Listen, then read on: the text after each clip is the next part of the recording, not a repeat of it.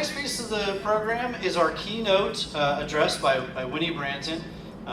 Winnie Branton is a consultant, attorney, and author who helps communities develop and implement effective and innovative strategies preventing, remediating, and redeveloping vacant and blighted properties by providing technical assistance, training, and on-the-ground blight-fighting tool programs such as strategic code enforcement, land banks, conservatorship, and investment incentives to communities. I can also say I've known Winnie for about 1.5 years now. She is one of the greatest friends to land banks across Pennsylvania. She also helps with the Pennsylvania Land Bank Network. She's always a resource that I have really leaned on. So I just, again, thank you for all the help you've offered me learn this work. It's really valuable. So again, Winnie Branton, everybody, thank you. Thanks, Brian. Just to get started, I'm going to focus mainly on the property maintenance code.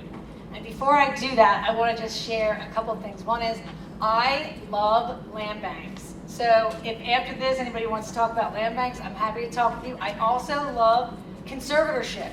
I know there's like some mixed opinions about it, but I love the tool and I want to see it stay in place. So before I get started too, if you have any ideas for legislation or legislative solutions that you'd like to see to overcome some problems you have, I'm all ears, because I work with the Housing Alliance on developing their legislative agenda, and they are wonderful at being able to get legislators' ears, as I'm sure you all are with your own local contacts, but to put in place laws that can help local governments especially deal with this huge inventory of vacant, abandoned, and tax delinquent property. So I'll start by saying too, I've had the pleasure of working out here in southwestern Pennsylvania with a number of organizations. I saw Joy Ruff from the Local Government Academy here.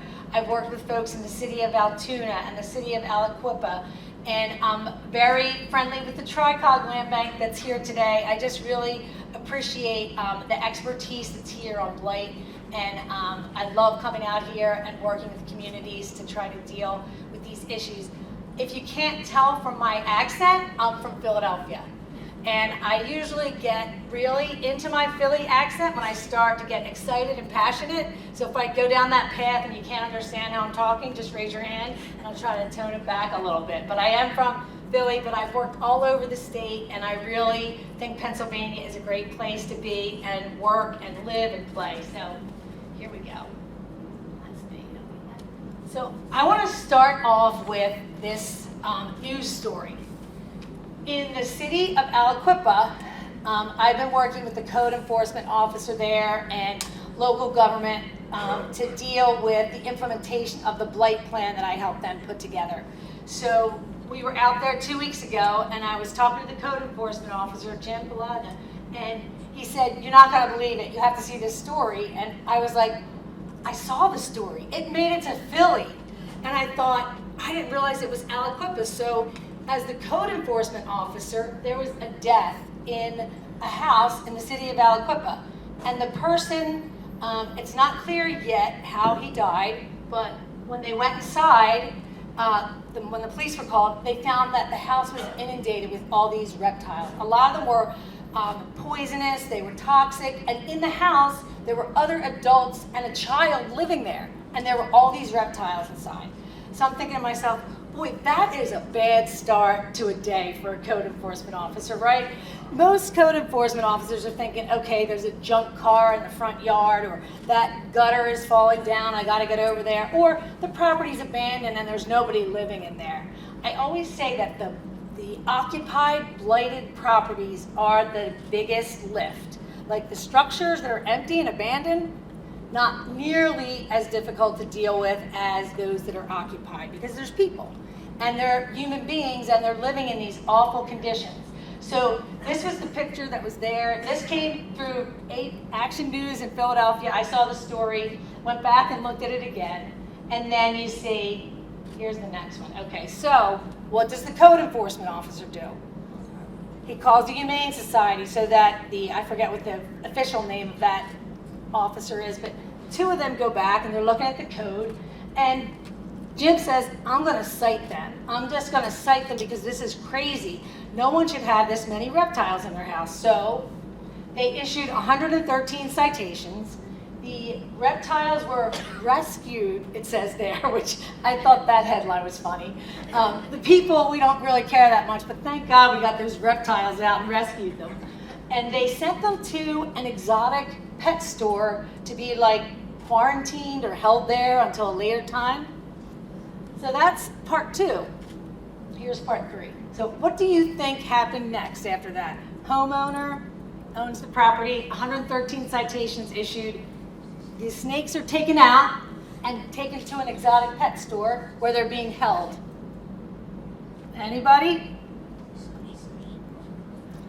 Well, you see, that's when the lawyers came in. And I'm a lawyer myself, but when I saw this next news story, I was like, uh-oh, this is going to be trouble. It's not going to be resolved easily because the owner of the house got a lawyer because he wanted those reptiles back. They were being held at this pet store without any real legal basis for that, right? I mean, there's nothing in their code that said if there's reptiles, they get taken to this place to be held. So he wanted his reptiles back. Some of the reptiles died. So now the owner is contemplating legal action. The solicitor for the city sent this letter to the pet shop telling them you can release these animals to the owner. And now the people that live in the neighborhood are like, are those snakes coming back to the property? And the property owner is saying, no, they're not. They're somewhere else, but they won't say where they are. So meanwhile, here's Jim saying, I talked with him yesterday. I said, what's the status? Like, where does everything stand? And he was telling me that they have to go before the district magistrate judge on May 9th. And then there'll be a discussion there about how to proceed. But and I was surprised to learn that their code says you can only have 7 snakes in a house. So raise your hand if your property maintenance code says anything about snakes. I didn't see it in the IPMC. I did look there to see if there was anything about rodents or snakes or nothing, but lucky for Aliquippa, their code said you couldn't have any more than 7 snakes in a house. So now it'll be going to the judge. The lawyers will talk about it and it'll somehow be resolved. But meanwhile, the neighbors that live in that community, that live nearby, are scared. Like one guy was on the news saying, I'm going out to the playground with my daughter now that's across the street because who knows if there's any other snakes that got loose. So I use this story just to illustrate the hard job of a code enforcement officer and the unsuspecting events that can occur that they're forced to deal with on a fairly quick basis, a regular basis, and they're not really given the credit that they deserve for keeping our communities safe and healthy and our housing situation in good shape. So when I think about code enforcement, I think about what is the purpose, right? What's the purpose? Why do we have a property maintenance code? Here are some goals, right? You want to have public safety. You want to have life safety. You don't want any human beings to get hurt being in a structure. You want to maintain your property values. You want to have a beautiful community, and you don't want to have any blight. And you want to be able to have tools in your code that allow you to get to the problem properties and resolve them. Anybody think of any other goals of your code enforcement program?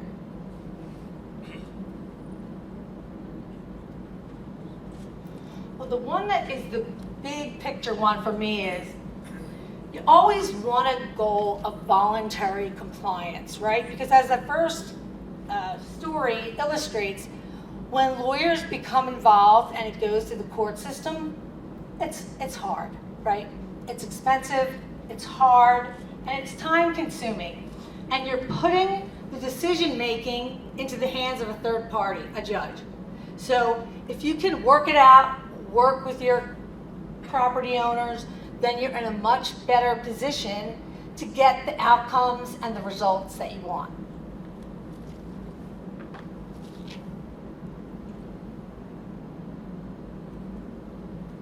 So for anybody who's ever been to a presentation that I've given on code enforcement, this is always a slide that I use, because you can get to a certain point where you're getting frustrated. The owners are just completely ignoring you. It's not the case like where the property owner doesn't have the resources, and you know they don't have the resources. This is where you have an owner that is intentionally ignoring you, right? Who wants to deal with that? No one. You want to get the problem resolved, and you want to do it in a way that is fair. So here, you have to do something to get that compliance and to prevent the owner from just ignoring you. So the goal is to try to get that change of attitude, even if it's brought on by the threat of litigation or the threat of something more. The goal is to get to that point where the owners feel, I have to comply, or it's going to be more of a headache for me than it is to not comply. So I think about what makes a great code enforcement program. And in my mind, I think, okay, I can think in my mind what's working for me, but I know it's after lunch and I'm sorry to keep asking questions, but is there anything that is in your community that you think, boy, this is really working for us and everybody else in Pennsylvania should know about it? Does anybody have any outcome or story that they want to tell where they got a resolution that was what they were hoping for and it wasn't hardly as difficult as they thought it would be? Anybody want to brag about their work? I'll brag for everyone. Do it, Brian. What I've heard mostly is a good working knowledge of the community, meaning the people who make that place up, right? Yeah. So thinking about what Brian just said too, I've found even when you're doing a blight plan or doing a property condition survey, the neighbors know more than anyone else. I mean, you could Google search, you could go to the courthouse and look up records, but that next door neighbor knows more about that property than any records you could get from a public source or other source. So what Brian's saying is, yeah, that code enforcement department or officer needs to be engaged with the community. And at an earlier session, the first session, Jesse Suters was presenting on, how to get your community ready for developers to come in.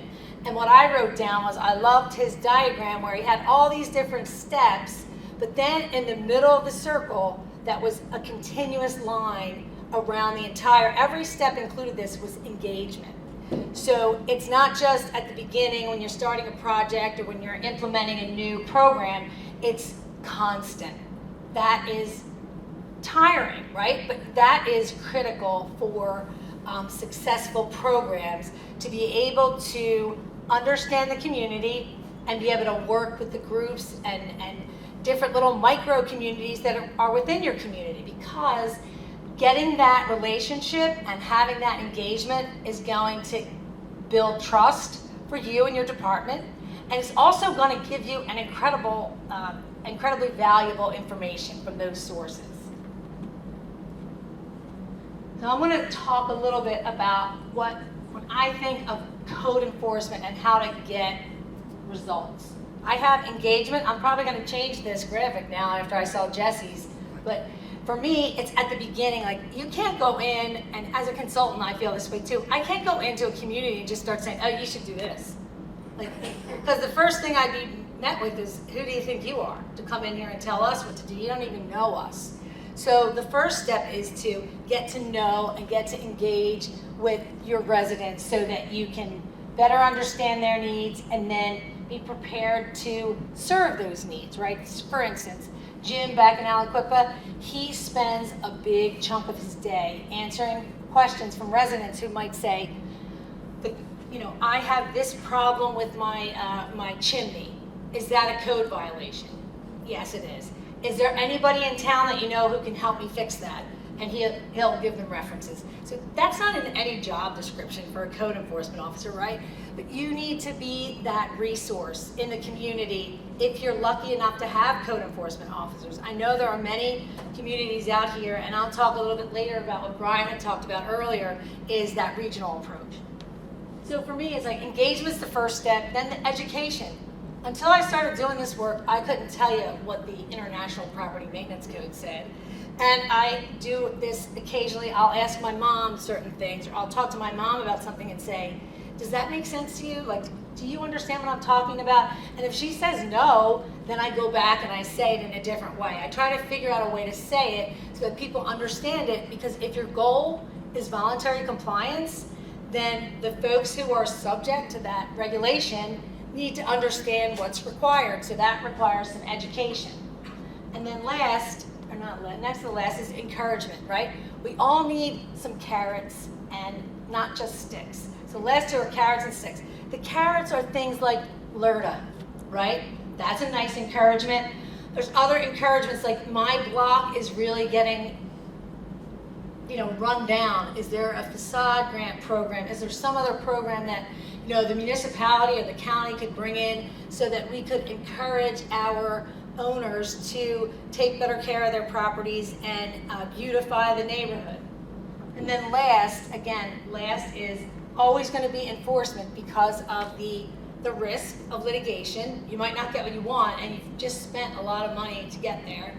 And then the other part is that you don't really want to be suing your residents, right? It's just, you want to hold that tool for the worst offenders where you really need to take action in order to bring about compliance. If there are public health and safety risks, all bets are off. You're going to go and enforce because your goal is to protect life and property. So when they get to those dangerous conditions, of course you're going to be there. You're going to use the enforcement tools that you have.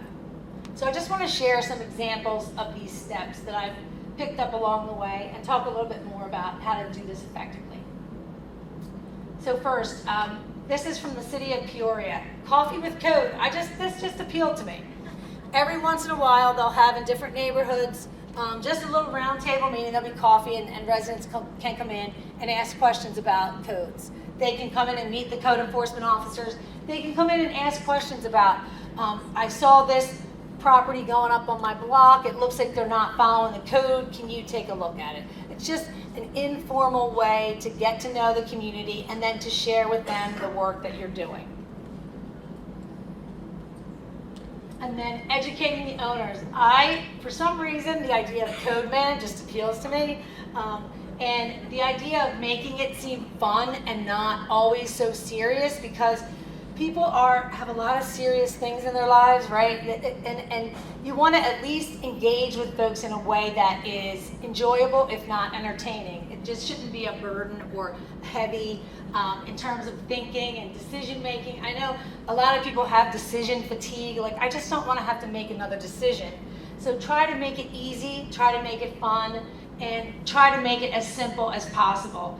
And when we talk about educating the public about complicated issues, it's best to start like what the basics are. What are the basic responsibilities that property owners need to do? First, you can't have grass that's taller than X.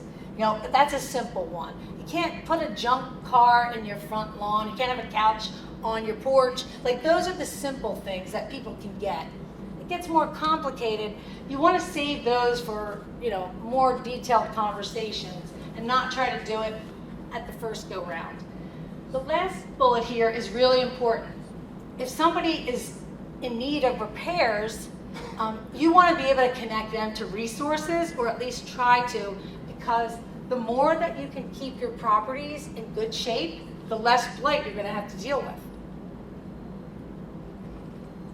So there was a number of programs across the state where you see communities figuring out ways through volunteers and other nonprofits to help seniors and others keep their houses maintained. But again, that's work that really will be involving your code, because you want to make sure that what they do is compliant, is going to help them out. I mentioned LERTA, but here, this is the encouragement part, right? How do we encourage people, and not only our residents, but people that we want to bring in, people that we want to have develop larger scale projects in our community? How do we encourage them to do that in a way that is going to make them want to invest in our community?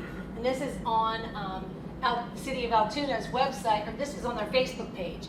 So here, I do want to mention, you don't need to just use your website, right? I mean, I find myself on social media more to find information than I do on the website. You want your website to be that static resource where you have, access to your codes or access to your directory of staff and, the basics. And then when you have certain individual things that you want to push out and you want to make sure everybody hears about it, you want to try to use social media to the extent you can. Okay, so as I'm sure you guys all heard this morning, the Westmoreland County's 5-year strategic plan has a number of priorities, and 2 of them are about gathering data, intel, and then telling your story. Not to overly compliment Brian, who's sitting right here, but this is terrific work. I mean, it really is terrific work. It says, here's our plan for the next 5 years. And you can work from that, and you can get people behind that because it's clear, it's concise, and it's inspirational, right? It makes you want to participate because you see what the outcomes could be. So on the gathering your data and telling your story, I was driving out here yesterday, and I was listening to an interview with the Eagles head coach and their GM, Howie Roseman, who I think is an incredible genius. They were talking about the draft, and they were talking about all the pieces of data that they look at for each player that they are considering drafting. And they're talking about, does he have a good football IQ? Is he somebody who works with others? Does this player is he an elite player in some way? He doesn't have to be the perfect player. They're young, we know we're going to develop them. But do you see in this player some future that includes developing into an incredible player? So I'm sitting there and I'm thinking, wow, that is an incredible amount of data to gather. And they have, of course, had the resources to do that. But it makes for such better decision making. So they're going to put millions of dollars into this. They're going to pick players that they're going to pay millions of dollars. They better get it right. And what are they doing? They're gathering as much data as possible in order to get the best information and then make the best decision. So when you're looking around at your town, your community, and you're thinking about code enforcement, you want to have all that data. You want to have the data about how many properties are rental, how many properties are owner occupied, how many have yards next door that we could sell to them if they're vacant. So for me, the data piece is really important when you're doing any kind of blight planning. The first thing people will say to you is, how many blighted properties do you have in your community? Right? That's the first question you get. You go and you're looking for funding or partners or something. Well, how many properties are we talking about? And if you can't give some general estimate of that, you're in trouble. So you need the data in order to do that. And the data for codes is a little bit different. I'm going to talk a little bit about what code enforcement data looks like. Here, back to the city of Peoria. They measure everything. Production per inspector. How many rental inspections does it normally take in order to gain compliance? So to the extent that you're able to gather that data and integrate it into some form, some platform, and use that in your decision making, that's terrific. If you don't have a platform, just having Excel spreadsheets, having your own notes, but just gather the data. Even at its most rudimentary level, you're going to be able to use that data to make decisions and also to show your value, right? Which department doesn't have to every year at budget time justify their budget? So you have data that helps you justify your budget, show your income, and show your outcomes. Here's one. And then I'm going to give kudos to Rebecca and Omar and Mary and Diana who are here from Altoona. I love that every year we have the Department of Codes and Inspections. They do an annual report. In that report, building permits issued, rental inspections done, rental registrations collected, so that the community can see, here's what we did this year, and here's the outcomes. It's really a great report. It's on their webpage. And I've seen these from some communities, but not all of them. But I'm a big fan of, again, telling your story in a way that's meaningful for your community. maybe that's too much for some communities, right? Or it's too much work to do, but you can easily post some big events or big outcomes that you have through social media, which is easy. And if you have kids, like I'm not great at doing it myself, but my kids are great at doing it, and they help me figure out when it's good to use social media and when you're looking for other platforms. Some also decide to insert in mailings that go out either for tax collection, water, sewer, utility bills, even just the one page that would be inserted in there for some of your residents that maybe aren't online, that don't use social media, because you don't want to exclude that group of people in your community that maybe aren't as savvy or don't have access to the internet or just don't care to use the internet. So another part of getting engaged with your community as a code enforcement officer is to recruit volunteers to help. Now, volunteers and volunteer management can be time consuming, right? You have to do it the right way. You want to make sure that it's meaningful for the volunteers and it's also helpful to you, because you don't want to put time and resources into managing volunteers if there's nothing of benefit that results from you. Maybe it's just engaging with them, building trust with them, getting them to know more about what you do, because maybe you'll need them down the road. That's fine too. That is a positive outcome. But you don't want to just create volunteers for whatever. In Aliquippa, again, the reason why I came back is we're just starting to develop what's going to be like a code enforcement ambassador program. Because Jim there's only one code enforcement officer for all of the city. There's no likelihood that that's going to change. So trying to think about ways that we can help Jim be able to get to the more pressing needs of the city. He wanted to re-engage with the blight task force we had and then start implementing one of the strategies that we had in there, which was to try to figure out a way to use the blight task force to act as code enforcement ambassadors. And sometimes you get nervous when you're going to have just residents who aren't fully trained giving advice to neighbors about what they should do. So if you decide to go that route, for me it's always like, we're here to try to help you, but we are not the end-all be-all of informing you about this. You need to, I'll follow up with the code enforcement officer, or you can, but you're there to give them easy answers, right? And help them feel more confident that they understand what they're doing. And maybe it'll be through, well, let me ask this too. Where I live, there's a lot of, there's block captain programs in the city of Philadelphia, and then in the suburbs, sometimes there'll be like a neighborhood person, whether it's formal or informal. It's that person that knows everything about everybody on the street. There's always somebody there. There's no block that I've ever been to where there wasn't one owner who didn't know just about everything about what was going on the street. So finding those folks and making them resources for you at code enforcement is an easy way to engage with your community and build up that public trust, and also take a little bit of work and time off of your schedule.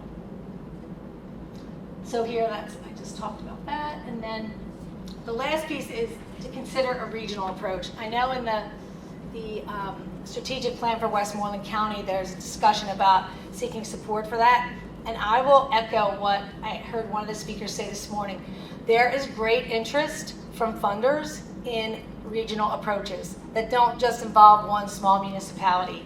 I know in Pennsylvania, historically, it's been hard to develop that shared approach because folks are very proud of their communities and they don't want to give up any of their authority over what happens within their boundaries, but that's over. I mean, really, there needs to be new thinking about the regional approach, because it can be developed in a way that gives you, the local entity here, a say. You may not have 100% say, but you're going to have a say, and that consensus building is going to lead to much better outcomes.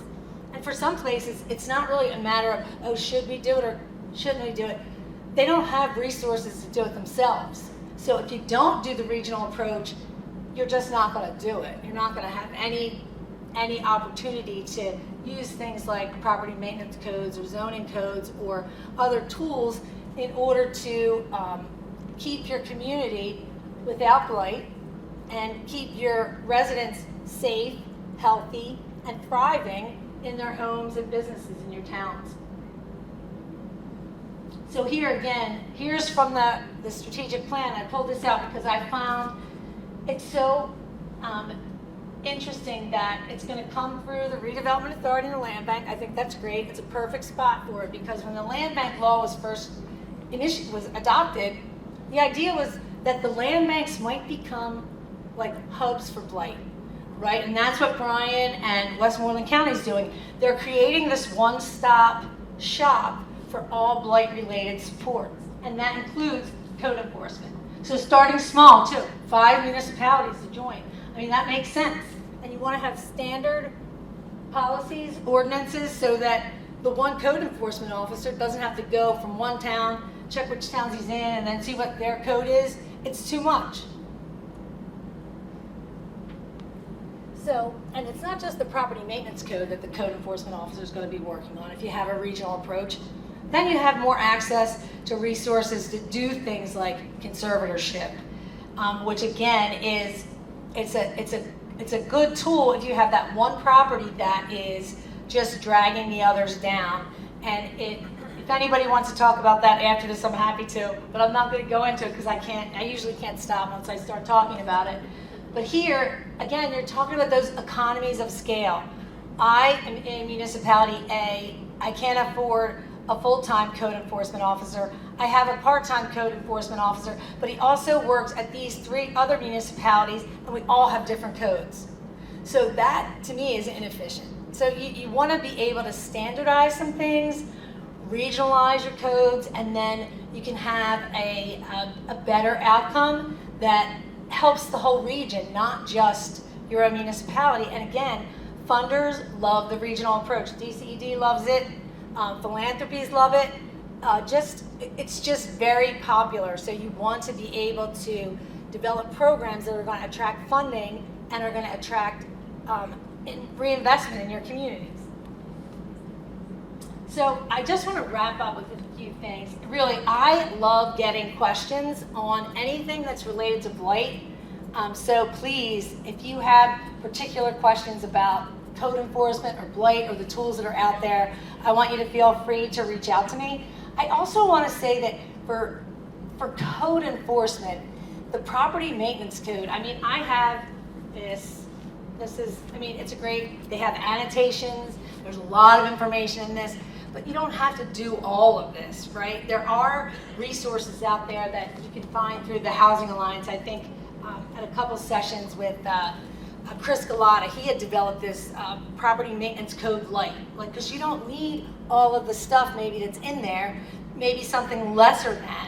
And I've also found that incremental incorporation of these tools really works best, because you don't want to just say, hey, starting next month, we're going to have a rental property registration and inspection program.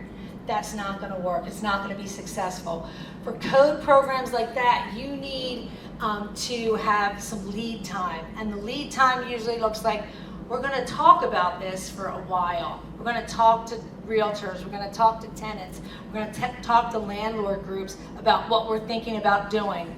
We're going to develop an ordinance with their input.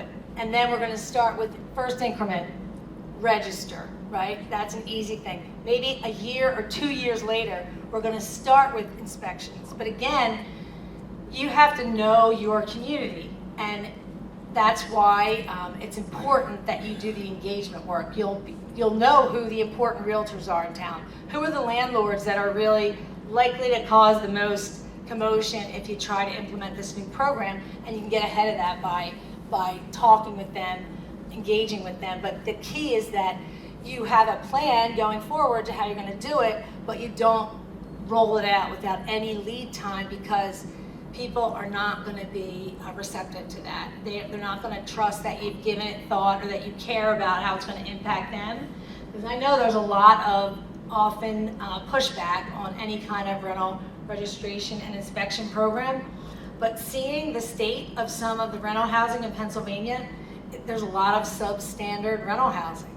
And the only way to protect the occupants is through programs like a rental property inspection, and a registration and inspection program. Expensive to operate, not impossible, very much more likely to be doable if you do a regional approach. But again, understanding your community, in some communities, a rental property registration and inspection program is never going to be implemented.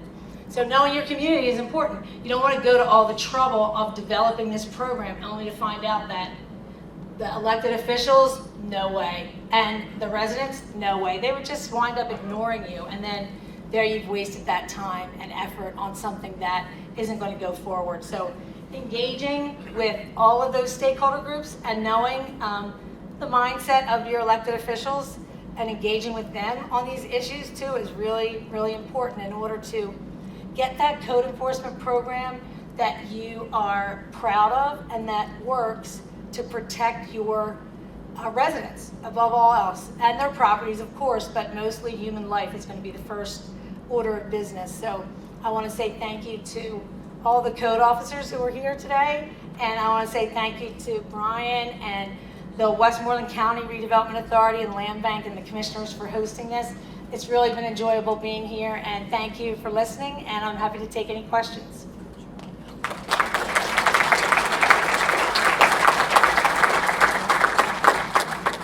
If I could, for rental registration and inspection programs and property maintenance codes generally, there's a hesitancy for a lot of our communities to do those things because they are afraid of the pushback from landlord associations and those stakeholder groups.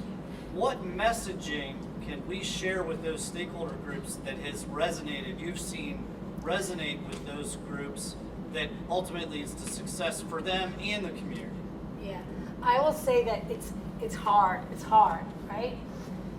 Pittsburgh had a rental registration and inspection program that was just, Commonwealth Court said, this is no good, you can't implement it. I think that was appealed, I'm not sure, I haven't looked to see, but sometimes municipalities put in programs without doing the legwork beforehand, and even if you do the legwork, there is always that risk of litigation when you're trying to get regulations in place that are going to cost certain people money, right? Landlords in some communities, the margins are so slim on the properties that they're renting in low to moderate income communities that adding another even $50 a unit is going to make that not economically feasible for them. So that's where the data piece comes in, right? You need to understand the market.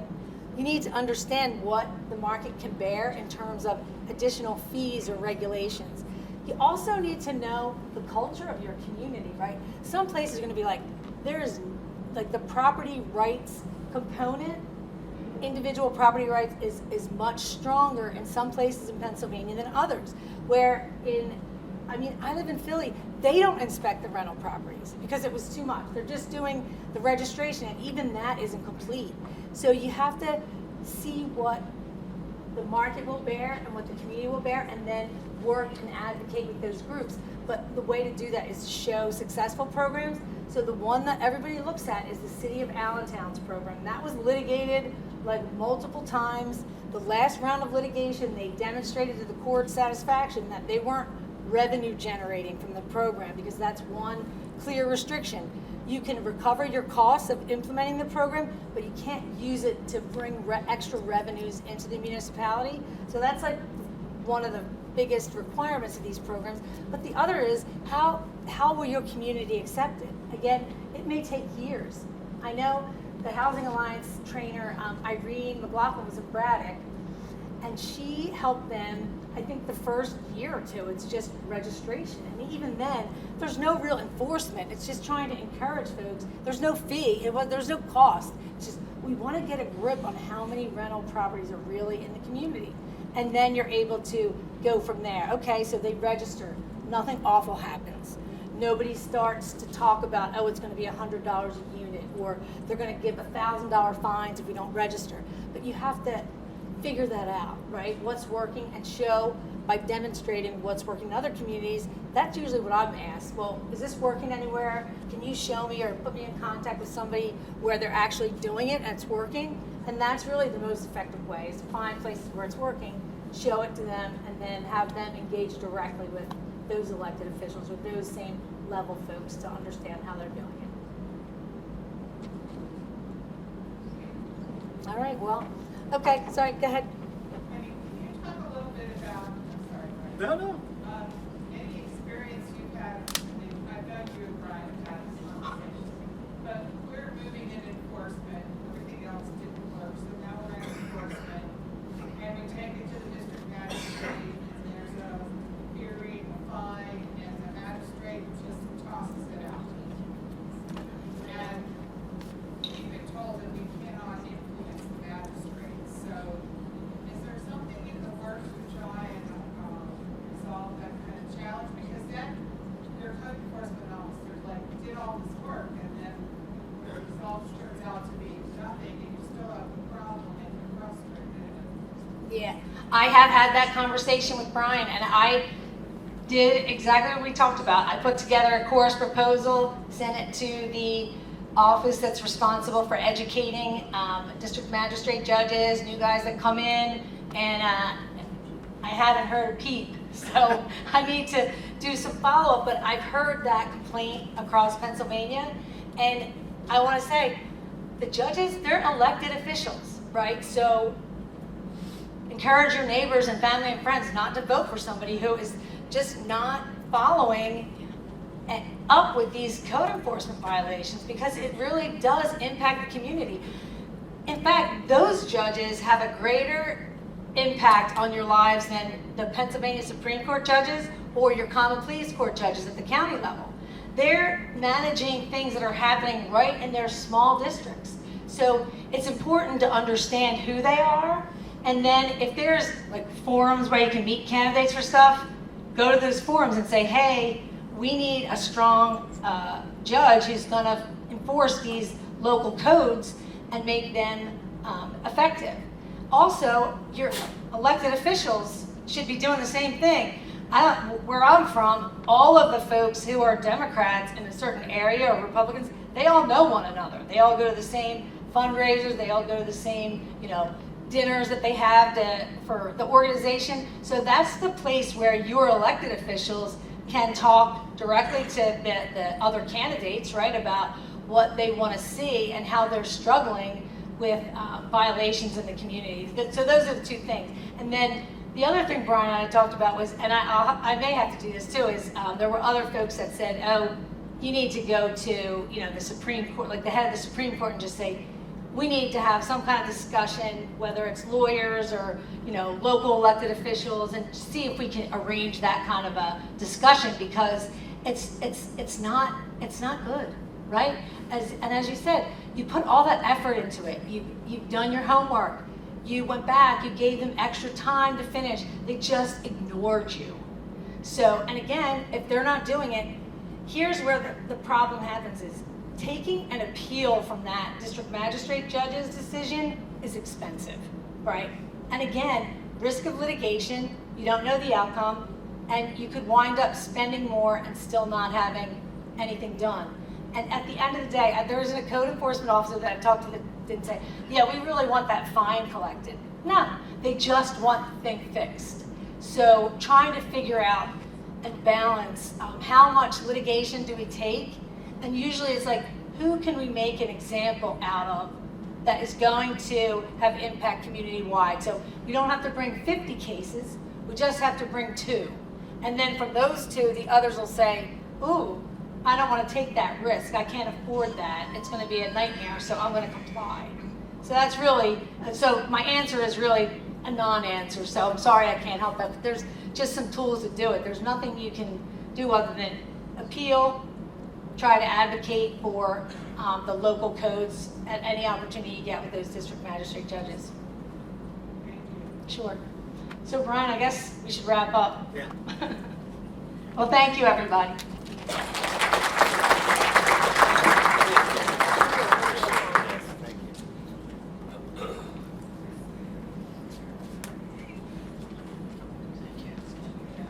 So I would note, it is election time, so there are magistrates who are looking to be elected this time of year, so maybe this conversation was really well timed. I would note the people that when he was talking about that know everything about everybody in the neighborhood, we call them Nebby on this side of the state. They're Nebby, right?